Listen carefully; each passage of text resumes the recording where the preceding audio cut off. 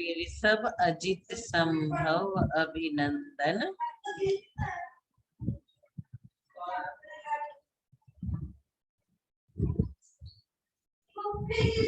Reel बेटा बोलिए, ऋषभ अजित संभव अभिनंदन। रियल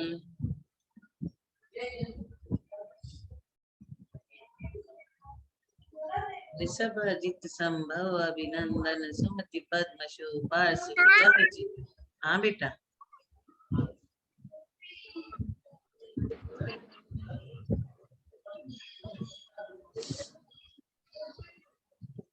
बोलिए प्रियल। ऋषभ अजित संभव अभिनंदन सुमति पद्म शोभा। ऋषभ अभिनंदन। ऋषभ अजित संभव अभिनंदन। अभिनंदन। ऋषभ अजित संभव अभिनंदन। अभिनंदन। अभिनंदन। हाँ, रोज एक एक लाइन याद करिए। ऋषभ अजित संभव अभिनंदन। अभिनंदन। हाँ, इतना याद करिए आज। ऋषभ अजित संभव अभिनंदन। कल और आगे याद करिएगा। कल हमने 11 नंबर तक किया था ना भक्तामर जी का। कितना तक किया था नुसी हमने? 11। आज हम लोग 12 नंबर करेंगे। 12 नंबर में भक्तामर जी में क्या बोलते गे है? शांति राग रुचि भी परमाणु विस्त्वम निर्मापित त्रिभुवनीक ललाम भूत तावंत एव खलु तप्य नमः पृथव्या यति समानम परम नहि रूपमस्ति। इसका क्या मतलब हुआ? हे त्रिलोक्य शिरोमणि भगवान, भगवान को बोलते हैं त्रिलोक्य शिरोमणि, मतलब भगवान तीनों लोक के नाथ है। लोग कौन कौन से होते हैं नसी? 3 लोग कौन कौन से बेटा?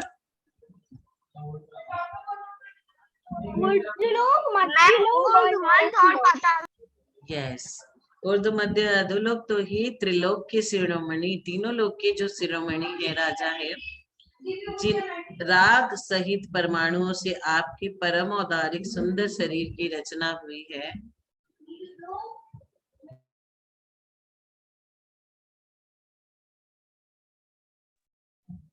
तो क्या कहा गया है कि जिन राग रहित परमाणु में क्या नहीं है? राग नहीं है। भगवान किसी से राग नहीं करते। जिन राग रहित परमाणुओं से आपके परम औदारिक सुंदर शरीर की रचना की गई है। भगवान की रचना किससे की गई है? ऐसे परमाणु से जो बहुत सुंदर है, परम औदारिक है, राग रहित है। क्योंकि इस भूमंडल पर, क्योंकि इस पृथ्वी पर भी परमाणु इससे अधिक होते तो निश्चित ही आपसे अधिक सुंदर रूप भी मुझे दिखाई देता। इसमें कह रहे हैं कि सुंदर परमाणु जितने भी थे उनसे भगवान का शरीर बन गया। अब कोई सुंदर परमाणु बचे नहीं, इसीलिए भगवान से ज्यादा सुंदर हमें कोई दिखाई नहीं देता है। पर आपके समान सुंदर रूप मुझे इस भूमंडल पर दिखाई नहीं देता है, इसीलिए वे परमाणु उतने ही थे। तो ये भगवान की सुंदरता की तारीफ कर रहे हैं। ये शांत राग रुचि भी परमाणु विस्त्वम, वो परमाणु उतने ही थे जिससे भगवान की रचना की गई, और ज्यादा नहीं थे। अगर होते तो भगवान से भी सुंदर प्राणी हमें दिखाई देते, इसीलिए हमें कोई भी उतना सुंदर दिखाई नहीं दिया। 12 नंबर का श्लोक समझ गए? भगवान की सुंदरता का वर्णन करते हुए। अब 13 नंबर का श्लोक पढ़ते हैं। मैं एक लाइन पढ़ूंगी, आप लोग एक लाइन रिपीट करना। वक्त्रम क्वते सुरनरुरगनेत्रहारी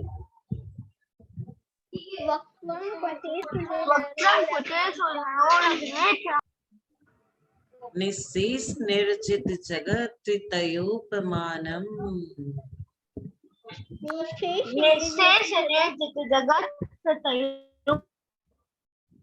बिंबम कलंक कमलिनम कनिशाकरस्य।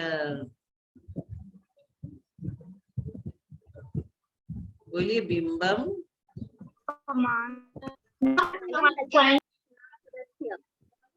यद्वासरे भवति पाण्डुपलाशकल्पम्।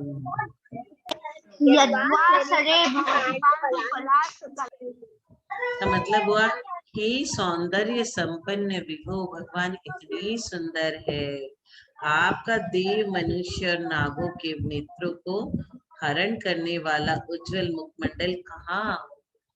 भगवान को जो देखता है ना, चाहे वो देव हो, चाहे मनुष्य हो, चाहे नाग हो, उसके नेत्र अपलक भगवान को ही देखते जाते हैं, झुकते ही नहीं। दिन में निस्तेज फीके पीले जिन पत्ते की तरह काले धब्बों वाला चंद्रमंडल कहाँ। चंद्रमा कब हमें प्रकाश देता है बच्चों? मून हमें कब प्रकाश देता है? रात में या दिन में? रात में। और दिन में निस्तेज हो जाता है, दिन में उसकी शक्ति निस्तेज हो जाती है। तो यहाँ क्या कहा गया है कि चंद्रमा जो कि दिन में निस्तेज हो जाता है, अर्थात आपका मुखमंडल चंद्रमा के सौंदर्य से भी अधिक सुंदर है। यदि हमें कोई सुंदर सा मुखड़ा दिखता है तो हम क्या बोलते हैं? चंदा सा सुंदर है, चांद जैसा है, ऐसी उपमा देते हैं ना। तो यहाँ पे क्या कहा गया कि भगवान का चेहरा चंद्रमा से भी अधिक सुंदर है, क्योंकि चंद्रमा भी दिन में निस्तेज हो जाता है और चंद्रमा की रोशनी हमें रात में पता चलता है। रात में चंद्रमा की रोशनी से चमक होती है, लेकिन दिन में उसका प्रकाश नहीं आता, इसलिए भगवान का मुखमंडल चंद्रमा से भी अधिक सौंदर्यपूर्ण है। समझ गए? 13 नंबर। वक्त्रम क्वते सुर नरोरगनेत्रहारी। सुर नर मतलब मनुष्य, देवता, नाग, ये सब अपलक दृष्टि से भगवान के सौंदर्य को देखते हैं। निशेष निर्जित जगत त्रितयोपमानम। चंद्रमा दिन में फीका पड़ जाता है। बिंबम कलंकमलिनम क्वनिशाकरस्य यद्वस्वरे भवति पाण्डुपलाशकल्पम्। दिन में चंद्रमा फीके पीले जिन पत्तों की तरह काले धब्बे वाला हो जाता है, लेकिन भगवान का तेज कम नहीं होता। ये 13 नंबर समझ में आ गया। अब 14 नंबर करेंगे। बतामर जी। हाँ बेटा। मेरे पास एक क्वेश्चन है। तो फिर जब लोग पहले जब भगवान मोक्ष जाते हैं, उस काल में जब लोग इतने बड़े बड़े होते हैं, 3 कोश के होते हैं, तो फिर वो पेड़ वो कल्प वृक्ष उनसे बड़े होते हैं कि छोटे होते हैं? देखिए, जब भगवान सृष्टि की रचना करेंगे तो वैसी ही रचना होगी ना कि पेड़ छोटे और मनुष्य बड़े थोड़ी ना बनाएंगे, उसकी हाइट के बराबर ही बनाएंगे ना। नहीं तो लगेगा वो पेड़ नहीं है, नीचे चलने वाले घास फूस है, ऐसे लगेगा। तो आप लोग इमेजिन कर सकते हो कि उस काल में क्या हुआ होगा, कैसा रहा होगा, कैसे कैसे पेड़ कल्प वृक्ष हम जो चाहते हैं वही खाने का सामान हमें दे देते हैं। उनकी भी हाइट बड़ी रही होगी, जैसे कि इतने बड़े बड़े 500 धनुष की हाइट, 500 धनुष की हाइट, इतनी लंबी लोग। और अभी क्या है, हम लोगों को 6 फुट तक के एवरेज लोग मिलते हैं, उससे ज्यादा नहीं, है ना। तो यहाँ पेड़ पौधे की भी हाइट कम हो गई और वहाँ पेड़ पौधों की भी हाइट ज्यादा थी। अब 14 नंबर का श्लोक, एक लाइन मैं बोलूंगी, सेकेंड लाइन आप लोग बोलना। संपूर्ण मंडल शशांक कला कलाप।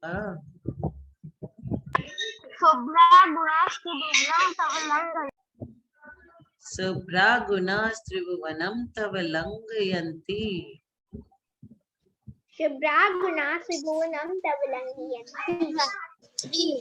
ये संश्रिता त्रिजगत जगदीश्वर नाथ मेकम।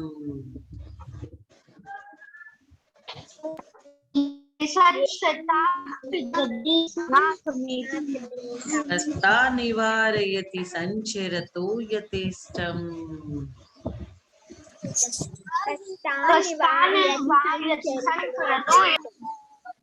इसका मतलब है हे जगदीश्वर, जगत ईश्वर मतलब पूरे जगत के ईश्वर, सभी के भगवान।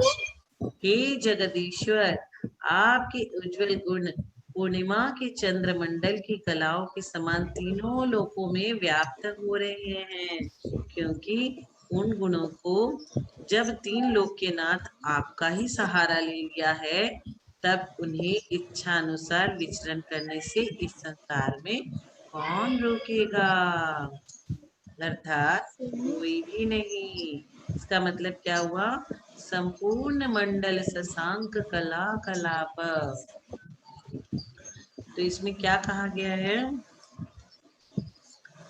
त्रिजगदीश्वर मतलब तीन जगत के ईश्वर, कला कलाप माने कला समूह के समान, संपूर्ण मंडल शशांक मतलब पूर्ण चंद्र मंडल के समान, शुभ्रा मतलब उज्जवल चमकने वाला, गुणाह मतलब गुण, त्रिभुवन माने तीन लोकों में, लंघयंती मतलब उल्लंघन करते हैं, संसृता माने आश्चर्य लेते हैं। तो इसका क्या अर्थ हुआ? आपके उज्जवल गुण, भगवान के जितने गुण है ना, बहुत बहुत सारे गुण, वे पूर्णिमा के चंद्रमंडल की कलाओं के समान। पूर्णिमा के चंद्रमंडल में क्या होता है? पूर्णिमा का चांद कैसा होता है बच्चों?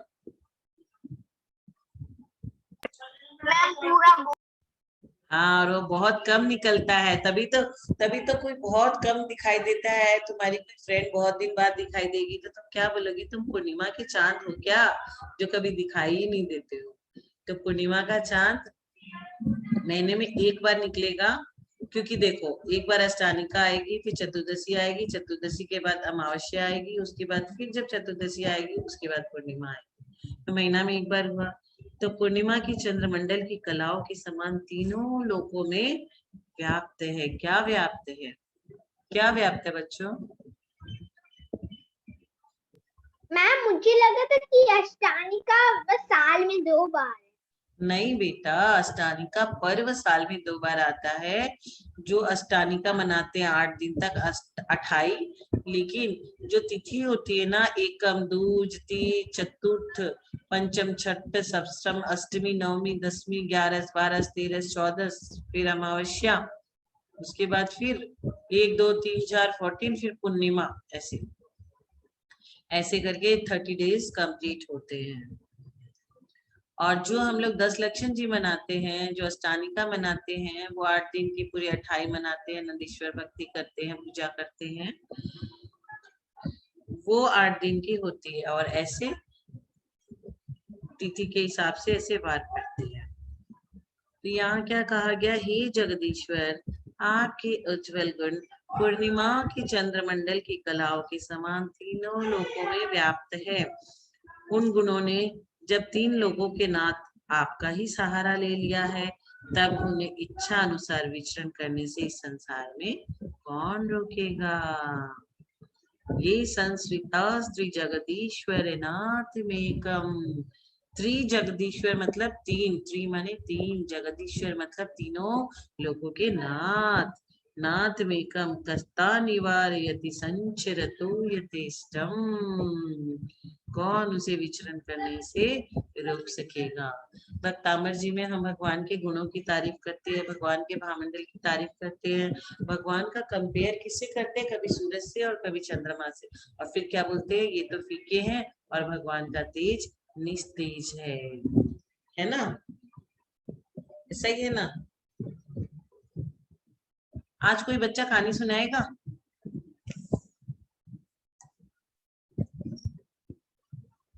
आज कोई बच्चा कहानी सुनाएगा?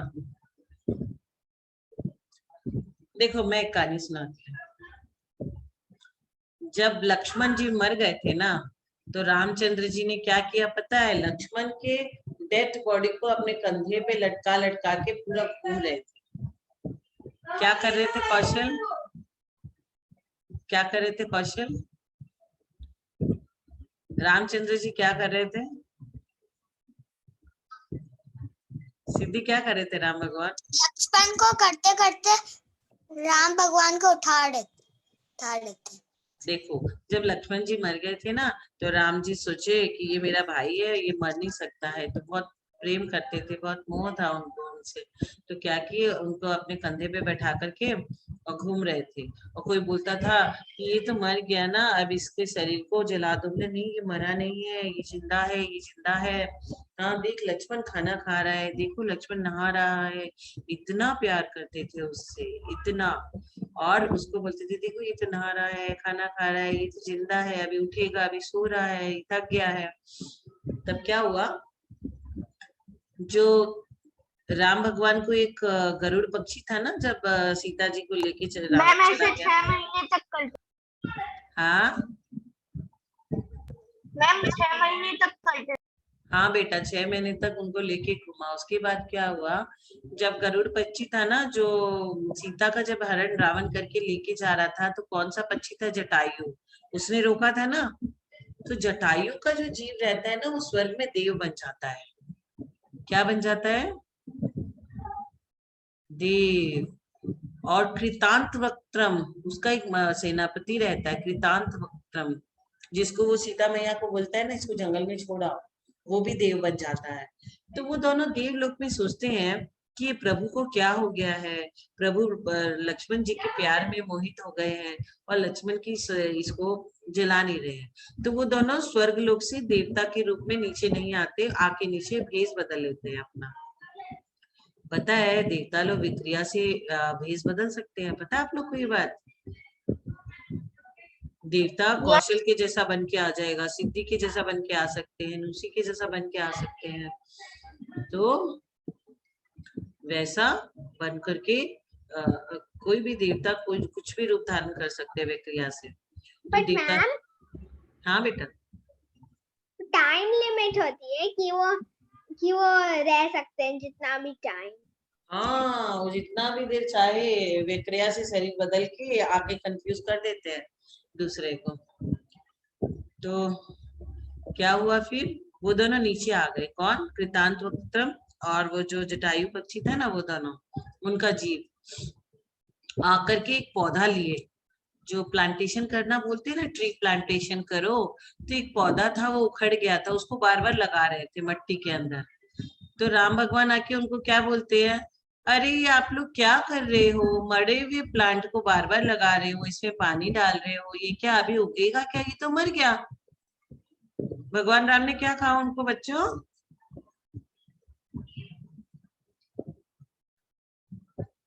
हाँ हाँ मर गया। हाँ, कि प्लांट तो मर गया, इसको बार बार आप पानी डाल रहे हो, तो थोड़ी ना ये इसमें कोई फूल और पेड़ और पत्ते लगेंगे। तब वो दोनों बोलते हैं, प्रभु हम लोग यही तो आपको समझा रहे हैं। तो प्रभु बोलते, अरे लक्ष्मण भी मर गया है, अब ये फिर जिंदा नहीं होगा। तब वो लक्ष्मण का मोह त्याग देते हैं। समझे बच्चों कहानी? क्योंकि वो दोनों आके प्रैक्टिकली समझाते हैं, प्लांट को दिखा करके, तब उनको लगता है। तो जो स्वर्ग में देवी देवता रहते हैं ना, वो हम लोगों को देख सकते हैं कि हम लोग क्या कर रहे हैं, यहाँ पे कुछ गलत कर रहे हैं तो आके बता देते हैं कि आप लोग ऐसा कर रहे हो, ऐसा नहीं होना चाहिए। इसीलिए हम लोग को क्या करना चाहिए, हम लोग जब मंदिर जाते हैं ना, तो हम लोग को बोलना चाहिए निस्सही निस्सही निस्सही। इसका मतलब हुआ कि हम अब मंदिर में घुस रहे हैं, अगर यहाँ कोई देवता खड़े हो तो वो हट जाए। निस्सही निस्सही निस्सही ऐसे बोल करके हमें मंदिर में जाना चाहिए। और कभी कभी हम लोग जंगल में जाते हैं ना, तो जंगल में हम लोग कभी भी कहीं पे भी सुसु वगैरह कर देते हैं ना, वहां पे भी देवता लोग कुछ रहते हैं तो नाराज हो जाते हैं हम लोग से। तो बोलना चाहिए निस्सही निस्सही निस्सही। निस्सही बोल देने से वो लोग नाराज नहीं होते हैं। क्यों मैम, इस वर्ड का मीनिंग क्या होता है? इस वर्ड का मीनिंग ये होता है बेटा कि मैं यहाँ पे आ रहा हूँ, आप यहाँ पे पहले से हैं, तो आप कृपया करके दूसरा स्थान ग्रहण करें और मैं यहाँ से जा रहा हूँ। तो निस्सही निस्सही निस्सही ऐसे बोल देते हैं। तो हम लोगों को कभी भी मंदिर भी जाते हैं तो निश्चय ही निश्चय निश्चय ही बोल के जाना चाहिए। पता है एक बार क्या हुआ था, एक सेठ जी था, वो शिखर जी जा रहा था।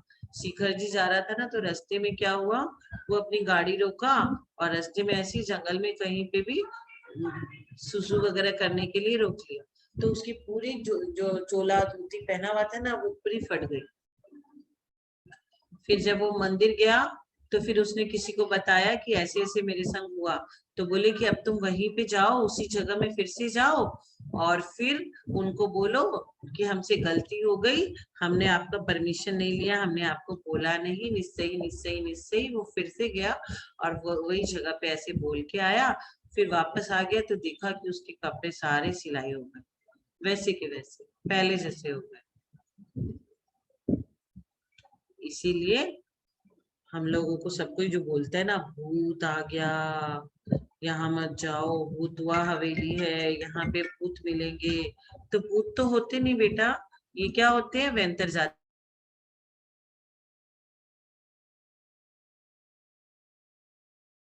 क्या होते हैं ये पता है, व्यंतर जाति के देव। व्यंतर जाति के देव है ना, वो कुछ भी विक्रिया से शरीर वरीर बना के इधर उधर आ जाते हैं और फिर लोग क्या बोलते हैं उसको, भूत आ गया, इस हवेली में मत जाओ, ये बहुत पुरानी हवेली है, यहाँ पे भूत है, रात में पेड़ पौधे पे भूत आ जाते हैं। तो भूत कुछ नहीं होता।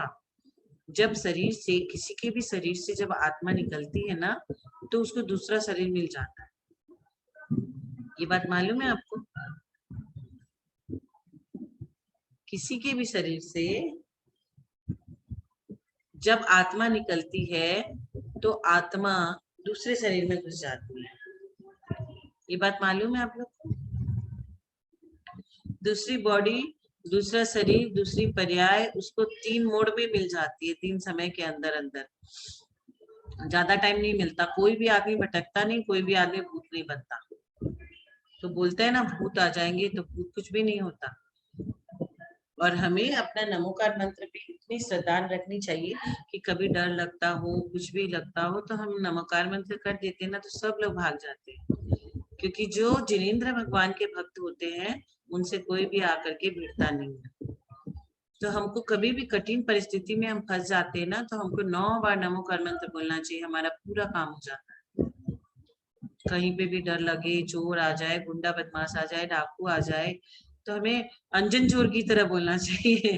उसकी जैसी श्रद्धा होनी चाहिए। सबको अंजन चोर की कहानी पता है ना? Yes ma'am. प्रियल को भी पता है बेटा? अंजन चोर की कहानी सबको पता है। वैसे ही श्रद्धा से अंजन चोर सोचा कि अगर यहाँ पे मेरे को सिपाही लोग पकड़ लेंगे राजा के, तो भी मेरा मरना निश्चित ही है ना?